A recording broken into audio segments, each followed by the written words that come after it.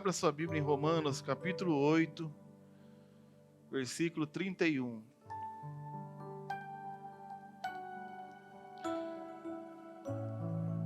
Essa foi a mensagem que Deus me deu quando nós chegamos aqui. Quando Deus nos deu o desafio de começar esse trabalho aqui em Bela Vista com os irmãos que estavam perseverando. E quando eu cheguei aqui, irmãos, a primeira impressão que eu tive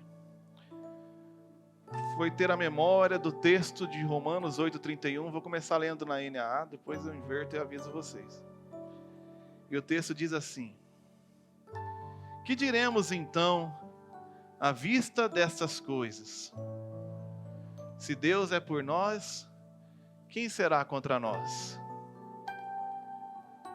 Irmãos, no trabalho pastoral a gente tem a alegria de se alegrar com muitas pessoas e tem a dor de sofrer com muitos outros.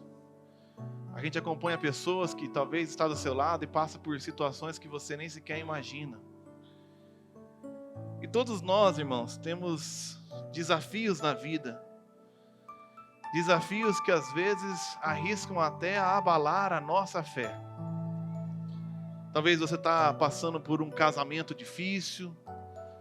Talvez você passou por um diagnóstico médico desfavorável. Talvez você tenha na sua casa um filho rebelde, desafiador. Talvez você esteja passando por problemas financeiros ou desafios ministeriais complicados. Lutas no trabalho, lutas no dia a dia. Talvez você esteja lutando com você mesmo, com a sua emoção, com seus traumas. Talvez você tenha desafio de saber lidar com o seu passado, ou vive temeroso com o seu futuro. E muitas vezes quando nós nos colocamos ou nos vemos nessa situação de desafio, a grande pergunta que vem na minha cabeça e creio que vem na tua é: o que nós vamos fazer diante destas coisas? O que eu posso dizer diante disso? Eu tenho dado o meu melhor para minha esposa, mas não tem sido retribuído. O que eu posso dizer diante disso? Eu fiz o melhor com os meus filhos e eles continuam a se rebelar e não querem saber de Deus. O que eu posso dizer diante disso? Eu não esperava e fiz um exame e veio algo que eu mais temia. O que eu posso dizer diante destas coisas? E eu queria fazer uma pergunta para você e talvez ajudar a você a se perguntar, na verdade, para onde você deve olhar? Para onde nós devemos olhar? No Salmo 121, é um salmo que relata o desafio de um servo de Deus na caminhada. Todo judeu tinha que peregrinar durante as festas, quem tivesse a 30 quilômetros de distância de Jerusalém, para ir adorar o Senhor. E os ladrões e salteadores, sabendo dessa peregrinação obrigatória, ficavam à espreita, procurando, buscando quem pudesse roubar, tragar. E o salmista diz, diante essa situação de perigo, no versículo 1, numa grande questão no seu coração: eleva os meus olhos para o monte, de onde me virá o socorro? De onde será que vai vir a proteção? Essa é a pergunta que nós temos que fazer e que nós fazemos a nós mesmos diante dos desafios. Parece a pergunta do apóstolo Paulo: o que diremos diante destas coisas? De onde me virá o socorro? O pastor Steven Lawson fala assim: se eu olho para as circunstâncias, eu desencorajo. Se eu olho para as pessoas que estão do meu lado, eu desanimo. Se eu olho para dentro de mim, eu me deprimo. Não existe outra opção para mim, a não ser olhar para Jesus Cristo de Nazaré. Repare que essa frase está de acordo com a palavra de Deus. Pois se eu olho para as circunstâncias, Eclesiastes 11:4 diz: quem somente observa o vento, nunca semeará. Quem olha para as nuvens nunca fará a colheita. Se eu for ficar esperando que as circunstâncias estejam favoráveis para que eu esteja bem, bem-vindo ao mundo, meu amigo. Nunca estará. Nunca ficará exatamente como a gente quer. Se eu olho para as pessoas à minha volta e deposito a minha confiança nelas, Jeremias 17,5 diz o Senhor: maldito aquele que confia no ser humano, que faz da carne mortal o seu braço, e cujo coração se desvia do Senhor. Se a tua confiança está nas pessoas, eu te adivinho, eu te antecipo, vão te decepcionar. Vamos combinar, conte comigo. Conta comigo. Você sabe que isso não significa nada. Qualquer dia desses a gente conversa. Se precisar de alguma coisa, me dá um toque. É mentira. E aqueles que confiam no braço do homem se desanimam. E se você olhar para você mesmo e for um pouquinho sincero, talvez você veja que o apóstolo Paulo viu em Romanos 7,24, quando ele disse: miserável homem que sou, quem me livrará do corpo dessa morte? Então eu me deprimo, porque se um homem que o pano da sua roupa curava os enfermos, um homem que foi ao 7º céu, um homem que tinha uma íntima comunhão com Deus, que abriu centenas de igrejas, escreveu metade do Novo Testamento, olha para dentro dele e fala: miserável homem que sou, o que eu posso esperar quando eu durmo e diante de tantos desafios olho para o meu potencial na minha cama, quando só tem eu e o meu travesseiro? Eu me deprimo, não tem esperança para mim. Mas se eu olho para Jesus, a minha confiança jamais será abalada. Salmos 34, versículo 5, diz assim: os que olham para Ele ficarão radiantes, o rosto deles jamais se cobrirá de vexame. Clamou esse aflito, e o Senhor o ouviu, e o livrou de todas as suas angústias. O anjo do Senhor acampa-se ao redor dos que o temem e os livra. Provem e vejam que o Senhor é bom, e bem-aventurado é aquele que nele se refugia. Clamam os justos, e o Senhor os escuta, e os livra de todas as suas angústias, pois perto está o Senhor dos que têm o coração quebrantado. Ele salva os de espírito oprimido, pois muitas são as aflições de justo, mas o Senhor de todas os livra.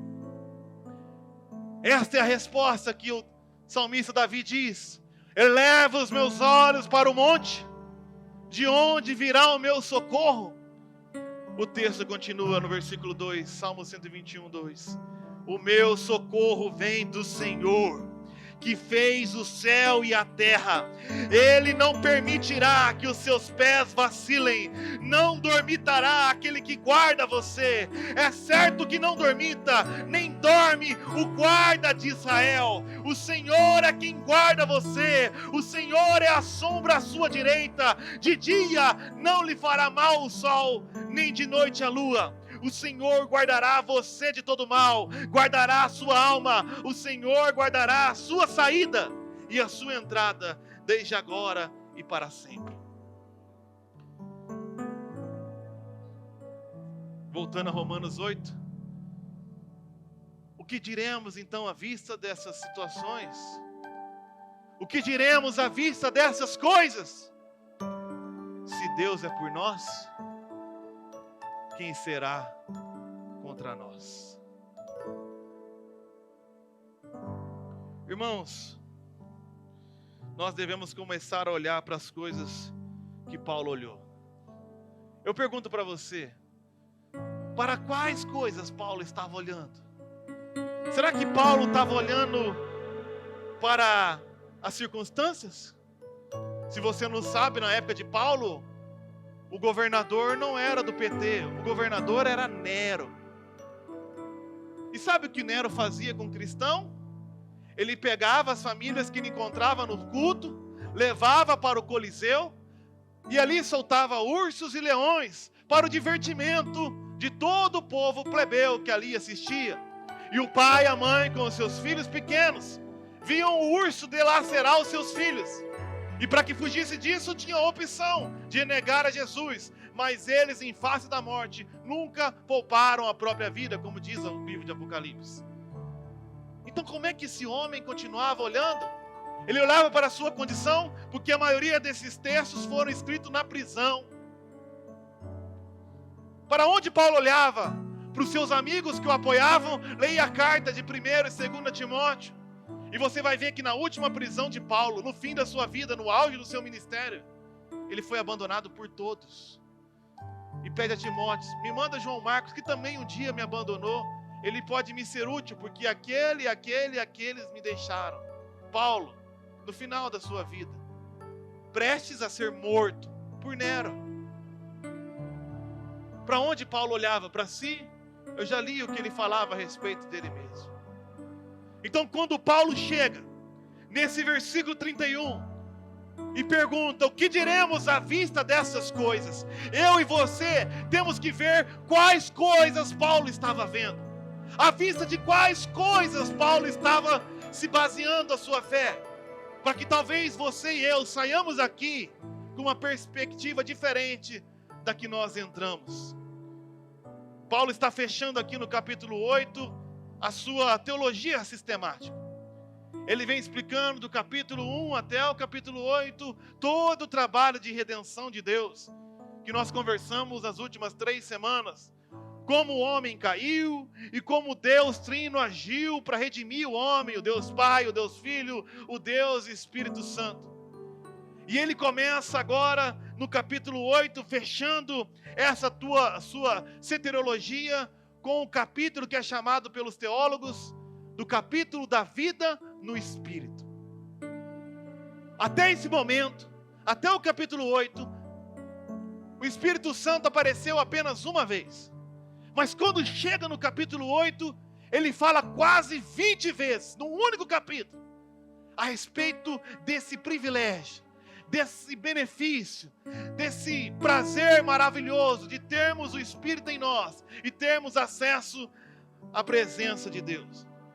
Eu vi uma vez o pastor Josué Campanhã fazendo uma analogia no velório do pastor Ari Veloso, aqui em Londrina, um pastor que influenciou muitas pessoas no Brasil e no mundo, um dos líderes e fundadores da CEPAL. E ele fazendo analogia no velório de como o Ari Veloso foi um homem que andou uma vida no Espírito. Ele começa a falar que a vida no Espírito é como a lei da aerodinâmica. Você sabe que um avião ele é totalmente pesado, ele é um trambolho de toneladas. E existe uma lei muito forte que impede o peso de voar. É a lei da gravidade. Tudo que sobe tem que cair, e quanto mais pesado for, mais forte fica preso no chão. Então ele começa a se perguntar como que um negócio daquele tamanho pode voar? Que força é essa que supera a força da gravidade? É a força da aerodinâmica. O avião foi projetado de tal maneira que o piloto guia a tal velocidade que depois de 300, 400 quilômetros por hora, o inacreditável passa a acontecer. Um negócio enorme de toneladas passa a voar sobre o céu livremente. E ele começa a comparar essa lei com a lei do pecado, a lei da carne, a lei terrena, que parece a lei da gravidade, que nos puxa para baixo, que nos puxa para o chão, que nos puxa para o que é terreno. Mas o que você não sabe é que quando nós fomos regenerados, nós fomos projetados por Deus, o Criador dos céus e da terra. E agora não temos apenas Senhor Jesus como Salvador, mas Senhor da nossa vida, e o Espírito Santo vai nos guiar a tal velocidade que pelo poder daquele que ressuscitou o Cristo dos mortos, nós seremos levantados para voar altos como águia. Pelo poder de Deus, além do esperado, além do imaginável. Temos tudo para ficar presos aqui, temos tudo para cair, temos tudo para morrer, mas algo poderoso supera a lei da morte e do pecado. É o Espírito de vida que habita dentro de mim e dentro de você, que nele crê. Nós podemos dividir o capítulo 8 em 4 partes. Primeiro ele começa no capítulo 1, do capítulo 8, do versículo 1 ao versículo 8, falando que não há nenhuma condenação em Cristo Jesus. Ele separa toda essa porção e abre essa porção com o versículo 1 que diz: agora, pois, já não existe nenhuma condenação para os que estão em Cristo Jesus. Vou começar a ler na NVT agora. Depois, começa uma segunda porção, do versículo 9 ao versículo 17. E ele diz ali a respeito da liberdade no Espírito. Então no versículo 9 ele fala: vocês, porém, não estão na carne, mas no Espírito. Mais à frente ele diz: e esse Espírito é vida. E por isso não estamos mais obrigados a viver segundo a carne. E depois do versículo 18 ao versículo 30, entra uma terceira porção, que fala da certeza da glória da salvação. E ele abre essa porção no versículo 18, dizendo: porque para mim tenho por certo que os sofrimentos do tempo presente não podem ser comparados com a glória a ser revelada em nós. E por fim termina esse capítulo mais maravilhoso, na minha visão, do versículo 31 ao 39, falando que nós estamos seguros no amor de Deus. Ele começa com esse versículo 31. Então o que eu digo diante destas coisas? O que eu digo diante do fato que nenhuma condenação há para mim que estou em Cristo? O que eu digo diante do fato que eu tenho liberdade no Espírito? O que eu digo diante do fato que há uma certeza da glória que há por vir? O que eu digo diante dessas coisas? Se Deus é por nós, quem será contra nós? E ele conclui: nem a altura, nem a profundidade, nem qualquer outra criatura poderá nos separar do amor de Deus que está em Cristo Jesus, nosso Senhor. São para estes fatos que você deve olhar. Não olhe para as circunstâncias. Tinha uma música antiga que minha mãe cantava: não olhe para as circunstâncias, não. Eu olho o seu amor, não me guio por vistas, alegre sou. São para estes fatos. Não olhe para você, não olhe para mim, não olhe a sua volta, não olhe para a tua família, não olhe para o governo, não olhe para a tua conta. Existem fatos espirituais mais reais do que os fatos naturais. E são esses fatos que eu quero atentar o seu coração nessa noite.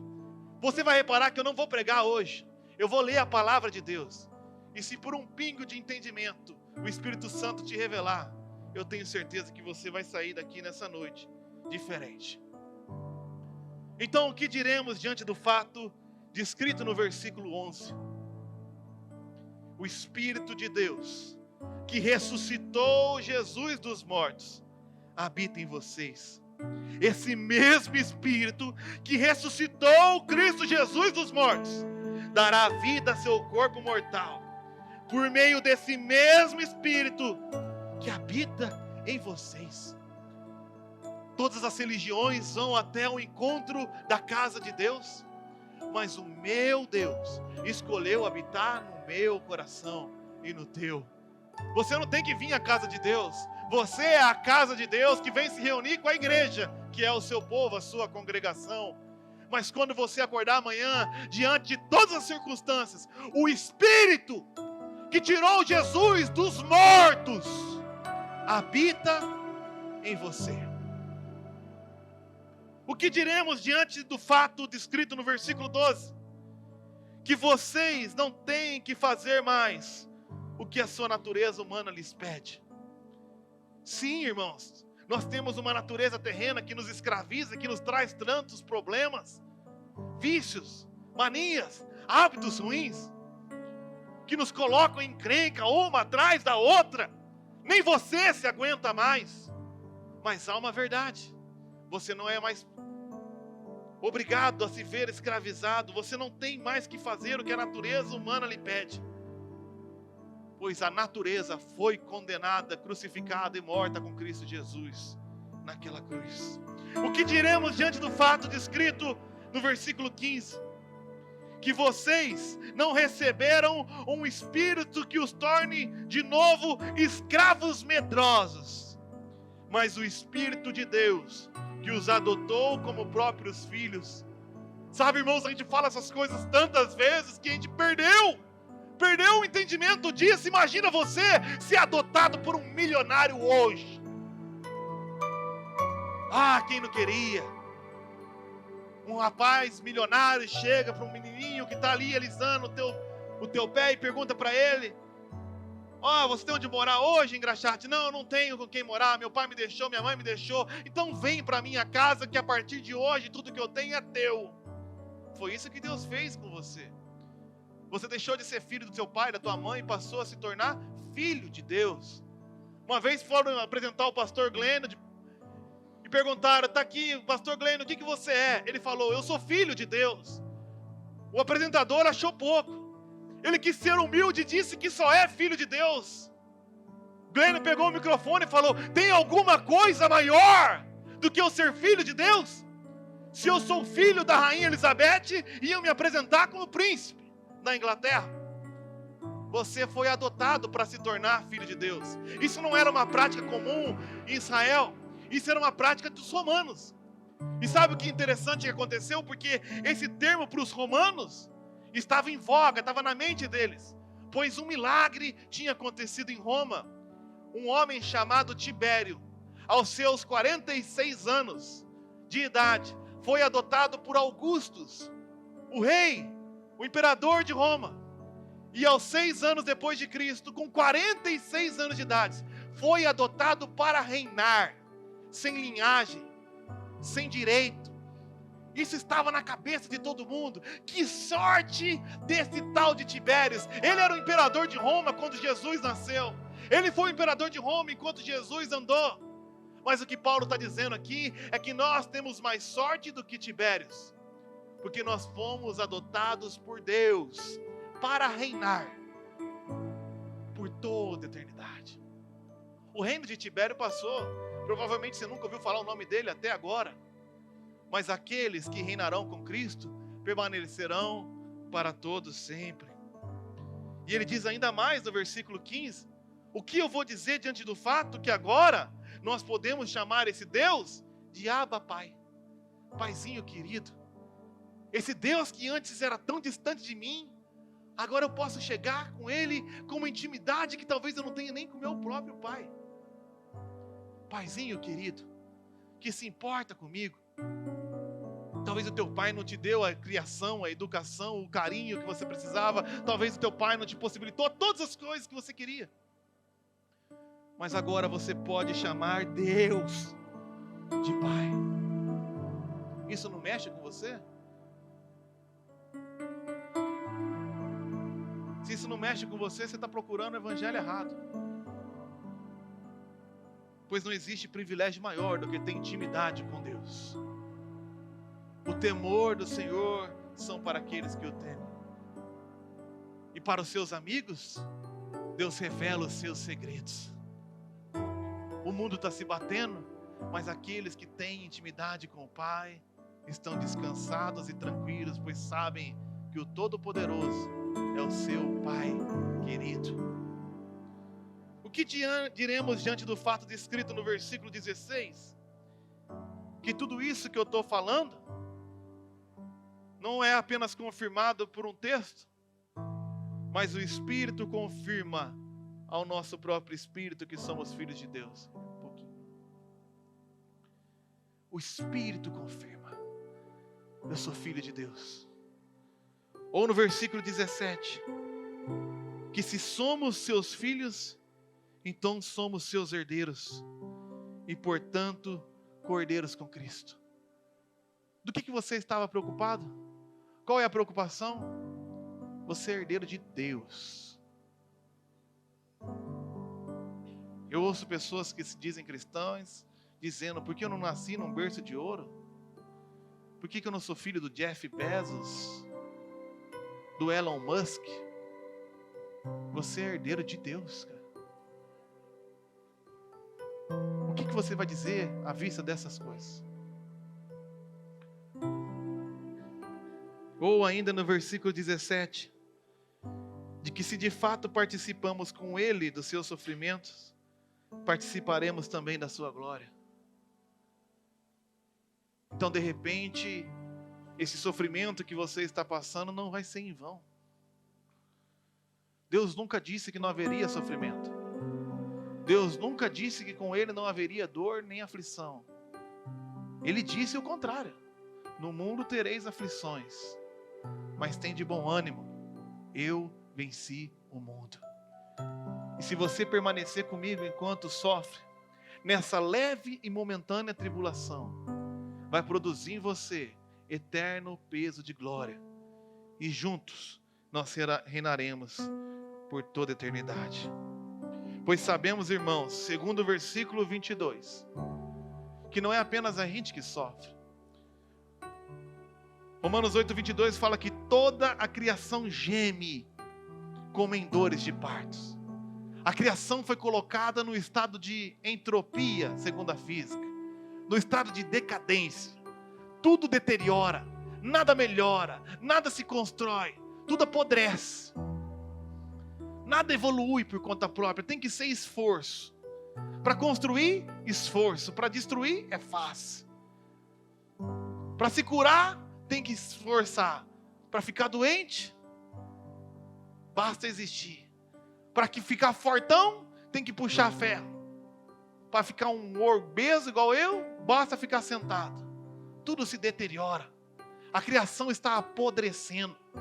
Porque ela foi colocada nesse estado, não por vontade própria, mas pelos homens, pelo homem que tinha a chave de toda a criação e a escravizou. E por isso a Bíblia fala que toda a criação geme, dores de parto, esperando a redenção. Mas o apóstolo Paulo continua dizendo no versículo 23, que não é apenas a criação que geme. Ele fala também que nós, os que cremos, também gememos, embora tenhamos o Espírito em nós como antecipação da glória futura, pois aguardamos ansiosos pelo dia que desfrutaremos nossos direitos de adoção, incluindo a redenção de nosso corpo. Então a criação está gemendo e eu estou gemendo. Esta é a realidade da vida. Mas o que você tem que olhar é que não apenas a criação e você está gemendo nessa situação. O texto não para por aí. E ele diz no versículo 26, que o Espírito nos ajuda nessa nossa fraqueza. Pois não sabemos orar segundo a vontade de Deus, mas o próprio Espírito intercede por nós com gemidos que não podem ser expressos em palavras. Enquanto você está sofrendo e a criação está sofrendo, o Espírito Santo de Deus intercede sofrendo por você. Talvez você não saiba nem como orar. Talvez você está numa situação que não sabe o que pedir. Você nunca se viu nessa situação? Eu já me vi. Eu já me vi esse ano. De parar na cama, botar a cara no chão e falar: eu não sei nem o que dizer. Eu não sei nem como orar. Eu não sei como sair disso. Mas sabendo que o Espírito Santo de Deus intercedia por mim, com gemidos, não como alguém que não se importa, mas como alguém que sofre a minha dor. Uma vez um pastor foi chamado para plantar uma igreja numa ilha africana que falava francês. Ele esqueceu o nome da ilha que foi enviado, comprou a passagem para a ilha errada e foi para o ministério. Era Madagascar e Ilhas Maurício. Ele sabia que começava com M, falava em francês e era na África. E eu não lembro a ordem, mas ele foi para Maurício e a igreja achou que ele estava em Madagascar. E a igreja intercedendo por Madagascar. Abençoa Madagascar. Abençoa o pastor em Madagascar. E o cara está nas Ilhas Maurício. Ou seja, não estava recebendo intercessão de ninguém. Estava abandonado. Tão abandonado que ele ficou 2 anos lá e ninguém sabia que o miserável estava na ilha errada. Ele mandava carta e ninguém percebia. Ele mandava foto e ninguém ligava. Ele mandava ali o nome da cidade e ninguém se tocava, porque ninguém se importava. Mas passou 2 anos, ele chamou o pastor que o enviou e falou: pastor, venha para as Ilhas Maurício, pois nós estamos fazendo a inauguração da nossa 4ª igreja. E batizamos mais de 1000 pessoas nesses últimos 2 anos. O pastor olhou a carta e falou: Ilhas Maurício? Como assim? Como esse homem sozinho, numa ilha sozinho, ganhou 1.000 pessoas e plantou 4 igrejas? Porque ele não estava sozinho. O Espírito Santo intercedia por ele. Talvez você ache que ninguém interceda por você. Se você é membro dessa igreja, nós intercedemos por você. Mas tem algo muito mais impressionante do que isso. O Espírito Santo intercede do teu lado. Você balbucia, você chora, você clama, você treme. E Ele traduz: Pai, Pai, cumpra a sua vontade na vida do seu filho. O que eu vou dizer diante disso? Nós temos um intercessor 24 horas por dia, que sabe orar exatamente o que é a boa, perfeita, agradável vontade de Deus para nós. Você sabe o segredo da oração? É orar a vontade de Deus. Toda vez que você ora a vontade de Deus, Tiago fala: vai se cumprir. Então relaxa, tem um intercessor orando 24 horas, segundo nos aponta o versículo 27. O Espírito intercede por nós, o povo santo, segundo a vontade de Deus. É para essas coisas que devemos olhar, irmãos. Você não está sozinho. Se você achava que estava sozinho, essa noite foi marcada para isso.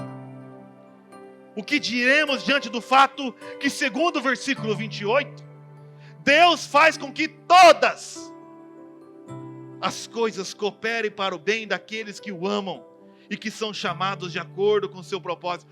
Todas! O que você vai dizer diante disso? Tudo! Tudo é tudo na Bíblia. Aconteceu algo que você esperava, isso vai cooperar para o seu bem. Aconteceu algo que você não esperava, isso vai cooperar para o seu bem. Aconteceu algo que você queria, parabéns, isso vai cooperar para o seu bem. Aconteceu aquilo que você menos queria, tenha fé, e isso vai cooperar para o seu bem. Pois esta é a palavra de Deus, e a única coisa que Ele não pode fazer é mentir. Todas as outras coisas, Ele é um especialista de pegar todas as coisas boas e ruins e fazerem trabalharem juntos para o propósito para o qual você foi chamado. Eu me abraço nesse versículo, irmão. Eu me abraço nesse versículo todo santo dia. Quem anda comigo já ouviu falar todo santo dia. Ah, que pena que isso aconteceu, mas Deus faz com que todas as coisas cooperem para o bem. Então vai dar certo para mim. Ah, que bom que isso aconteceu. Deus de fato faz todas as coisas cooperar para o bem. Você só sabe falar isso? Tem coisa melhor do que isso? Eu tenho um Deus soberano, onipotente, Criador dos céus e a terra, que vai jogando o jogo para cooperar para o meu bem.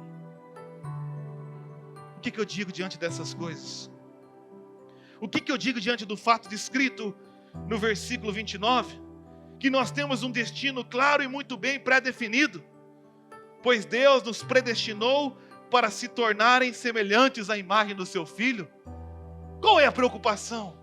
Deus me predestinou para ser conforme a imagem do seu Filho. Então é isso que eu vou ser. É isso que eu vou ser. Por que, Mateus, você é bom? Não, mas o meu Deus é bom. O tempo todo Ele é bom. É por isso que a gente canta essa música, não é para fazer graça, é porque o tempo todo, na saúde e na doença, na riqueza e na pobreza, o tempo todo, Deus é bom. Ah, como eu fiquei doente esses últimos 2 meses, irmão. Eu gastei tudo que eu tinha guardado na porcaria da remédio, da farmácia do Trevo. Mas Deus foi bom esse tempo todo. Deus uniu a minha família. Deus me deu novos amigos. Deus me mostrou coisas que eu não sabia. Deus me botou no quarto internado com as minhas filhas. E a gente brincou, a gente riu. Porque Deus é bom o tempo todo. E o tempo todo Deus é bom.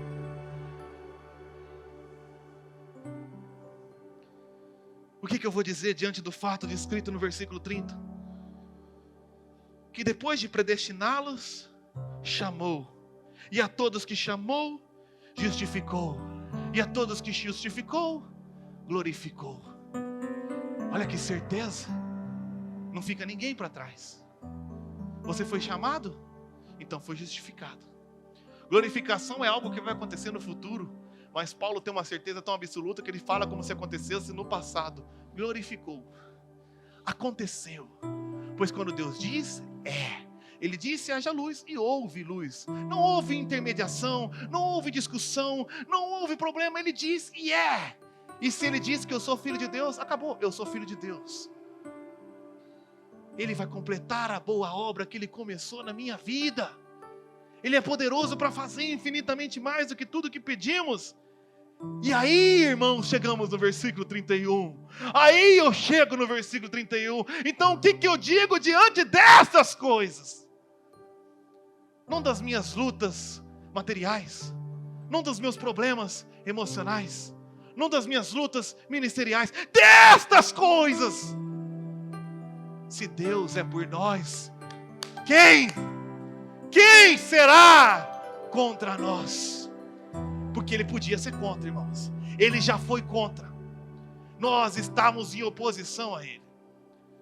Nós, em nosso pecado, estávamos em oposição. A gente não era favorável a Deus e Deus não era favorável a nós. Pois nós estávamos em pecado. Mas Deus prova do seu amor por nós, enviando o seu Filho para morrer, quando a gente ainda era seus adversários. Ele não esperou virar amiguinho. Quando eu era adversário, Ele mandou o seu Filho. Todas as religiões falam que você tem que sacrificar para que Deus te torne propício. Mas a nossa religião, que não é religião, é o Evangelho, fala que Deus ofereceu um sacrifício propiciatório. Lá fora fala para você, sacrifica o teu carro, sacrifica o seu tempo, sacrifica a tua família, sacrifica o teu dinheiro e Deus vai te abençoar. O Evangelho diz, eu sacrifico o meu Filho, para que você tenha todas as sortes de bênção nos lugares celestiais. E agora Ele não é mais contra, Ele é por você. Deus é por mim. Se Deus é por mim, quem? O quê? Qual que é o teu medo? Quem pode vir? O pastor, o candidato ganhou. Quem? Deus é por mim. Deus. Você sabe quem é Deus? Deus é por nós. Quem será contra nós? Então Ele continua os seus desafios.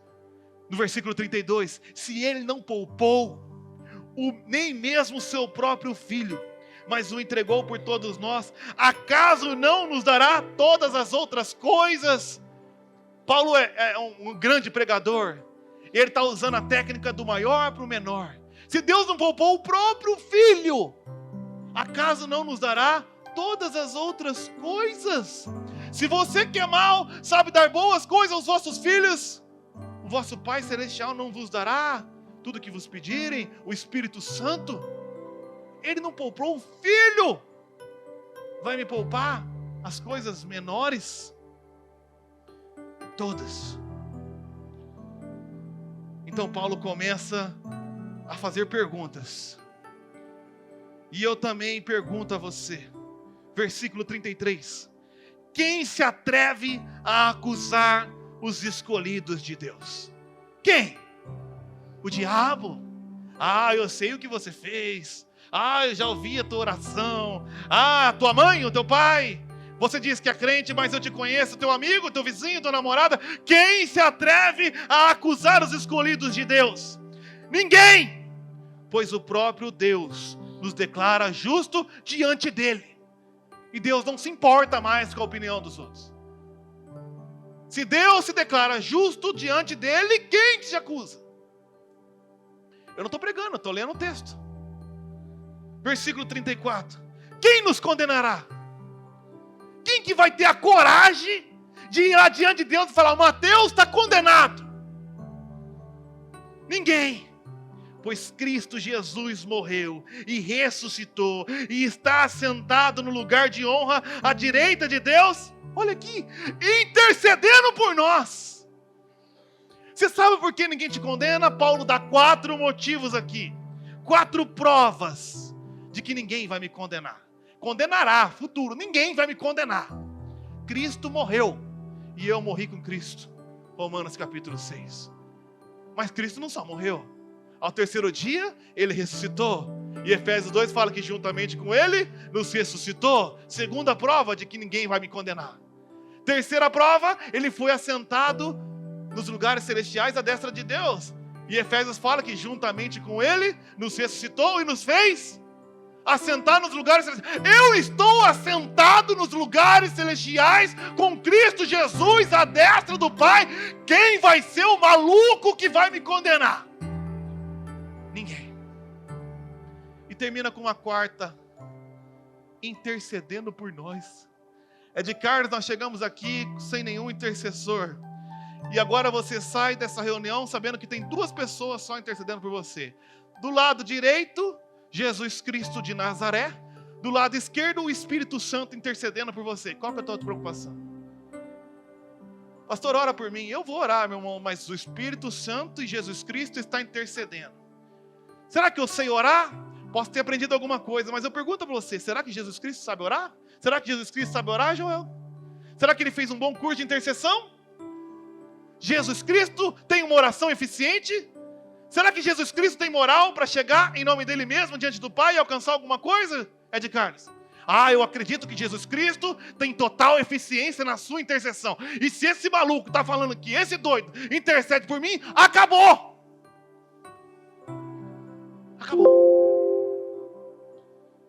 Acabou. Quem vai me condenar?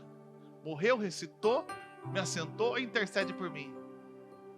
Estão com o olho gordo, vocês estão malucos? O olho gordo do Zé Macumbeiro contra Jesus Cristo de Nazaré. Macumba de sei o quê, contra Jesus de Nazaré. Uma vez foram pegar um pastor de Londrina e a mulher falou: pastor, eu quero fazer um trabalho para acabar com você. Pastor Nivaldo Pietro. Ele foi presidente do Conselho de Londrina por muito tempo. Pergunte para ele. Ele falou: o que você precisa para fazer uma macumba e acabar comigo? Eu preciso de uma foto. Ele falou: venha, tira uma foto. Você quer a foto minha, da minha família? Tirou uma foto dele para a família e falou para a macumbeira: tire a foto. Ela tirou a foto e falou: vou fazer um trabalho para você capotar o carro e morrer.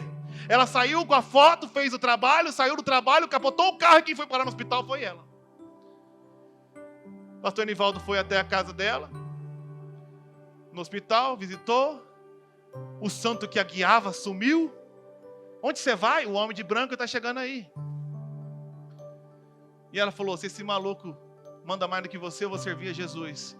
E o pastor Nivaldo construiu uma igreja enorme, bem no centro de terreiro de Macumba, ali perto daquele shopping no Marco Zero. No Boulevard. Pega a Boulevard, na primeira esquerda você vai ver uma igreja enorme. Ali era um centro de Macumba mais famoso de Londrina. Que ele ficava de branco. Ele ficava de branco, Hiroshi. Você veio tomar posse? Passe, é isso, né? Passe. Vim tomar passe. Ele botava assim: então receba em nome de Jesus. Botava a mão na cabeça da mulher. A mulher ficou doida com ele, fez uma macumba e se converteu. O que vale a macumba dessa mulher se Jesus Cristo estava intercedendo pelo pastor Nivaldo? Fala para mim. Você tem medo do quê? Eu não tenho medo de nada. Você é arrogante. Não, eu sou humilde. Eu sei que meu Deus é poderoso, irmãos. E nada. Se essa intercessão é eficiente, então nada. Quem me condenará? Ninguém. Eu não estou nem aí. Ninguém. Então ele termina no versículo 35. O apóstolo Paulo faz um desafio. Diante de tudo isso, o que nos separará então do amor de Cristo? Será que aflições, calamidades, perseguições, fome, miséria, perigo, ameaças de morte, casamento ruim, dificuldades financeiras, problemas no ministério, diagnóstico equivocado, desfavorável, um filho desafiador, uma oposição na cidade, na igreja? Será que alguma coisa pode me afastar do amor de Deus? E ele cita Salmos 44, 22, não precisa abrir, porque ele fala exatamente a mesma coisa no versículo 36. Um texto que fala e ficou registrado em Israel sobre o sofrimento dos justos, quando diz, como dizem as Escrituras em Salmos 44, 22.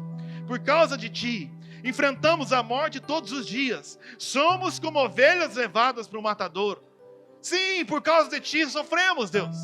Por causa de ti, estamos padecendo muitas vezes. Somos levados como ovelha nesse matadouro, cercado nesse mundo que jaz do maligno. Mas ele termina radiante no versículo 37 dizendo: mas apesar de tudo isso, apesar das aflições, das calamidades, das perseguições, da fome, da miséria, do perigo, das ameaças de morte, e aqui está dizendo um homem que viveu tudo isso. Apesar de tudo isso, e em todas essas coisas, eu sou mais do que vencedor em Cristo Jesus. Eu não sou vencedor, eu sou mais que vencedor. Invencível, infazível. Nós temos um joguinho aqui de vôlei aqui, irmão, que a gente joga quarta-feira. E se juntar eu, Marlon, Antônio, não é vencedor, é mais que vencedor. A bola vai caindo, não tem nem graça. Esse dia fomos jogar, eu fui sem braço, o Arnaldo ficou doido, eu tirei o braço. Falei, vou jogar só com a cabeça. E o que ele fez? Ganhou! Esse cara indignado. E eu tinha um golpe mortal, a bola ia cair, o Fernando tem um outro, mas não dá nem para falar aqui, que é uma coisa vergonhosa. Mas eu tô brincando, e se for um jogador da seleção? Hein? Eu sou um gordo. A gente entra lá e começa a ganhar aquela... E se jogar o time da seleção? Eles vão ganhar tudo, vai tudo, não tem como perder, é impossível perder. Mas no meu time, não tá o Mateus, não tá um jogador da seleção, tá Deus. Deus. Deus. E ele não joga dados. O diabo faz, e não passa de um cachorro preso pela coleira nas mãos de Deus. Vai, parou, acabou, chega, deu. E todas essas coisas, nós somos mais do que vencedores. Então, à vista dessas coisas, não nos resta outra coisa, a não ser terminar com esse hino de louvor do versículo 38 e do 39. Agora você talvez está entendendo esse capítulo. Diante disso tudo, irmãos, Paulo fala, eu estou convencido. Nas versões mais antigas fala, estou bem certo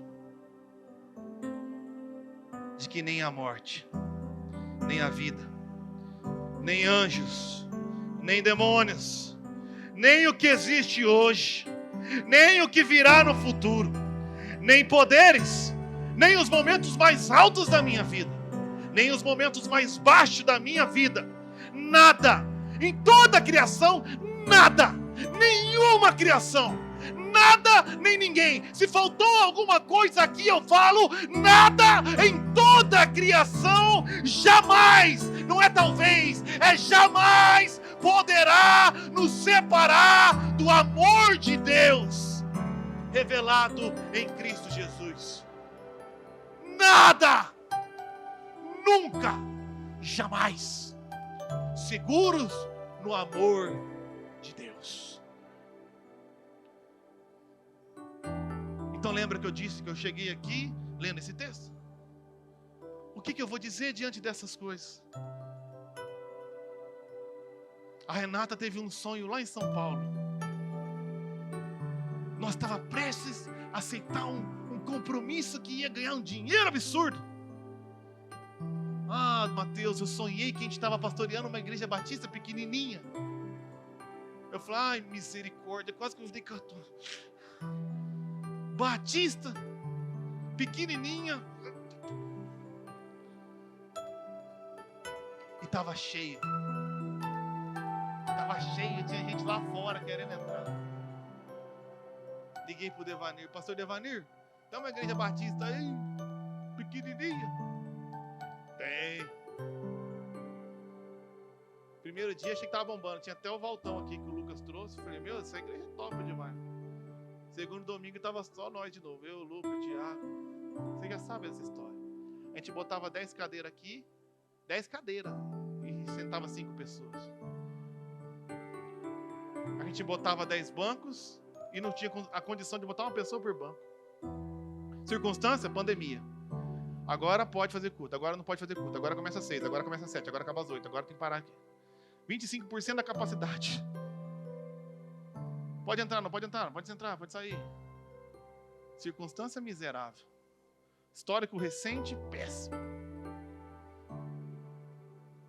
peguei esse texto e eu lembro até hoje, eu nunca vou esquecer. Preguei essa mensagem. Acabei a mensagem. Peguei na mão do Tiago e falei: não confie em mim, não confie em você, confie em Deus, nós vamos chegar lá. Peguei na mão do Lucas lá no fundo e falei: não confie em mim, não confie em você, confie em Deus, nós vamos chegar lá. Falei com o Milton: Milton, não confie em mim, não confie em você, não confie nessa igreja, mas nós vamos chegar lá. Porque se Deus é por nós, quem será contra nós? Então você olha agora, irmão, porque nós estamos passando um calor terrível aqui, nem cabe a gente aqui dentro mais. Porque se Deus é por nós, quem será contra nós? Mas pastor, o que eu tenho a ver se a igreja está cheia ou não? Isso é só um sinal que essa palavra é verdade. Não importa a circunstância que você está vivendo. Se Deus é por você, quem será contra você? Daqui 2 anos as pessoas nem vão reconhecer o que Deus fez na tua vida. Quem veio assistir o culto há 2 anos atrás vai chegar aqui e tomar um susto. Quem encontrar você daqui 2 anos não vai entender. Porque se Deus é com você, nada, nem ninguém pode separar. Deus é poderoso, irmãos, e é nisso que eu confio.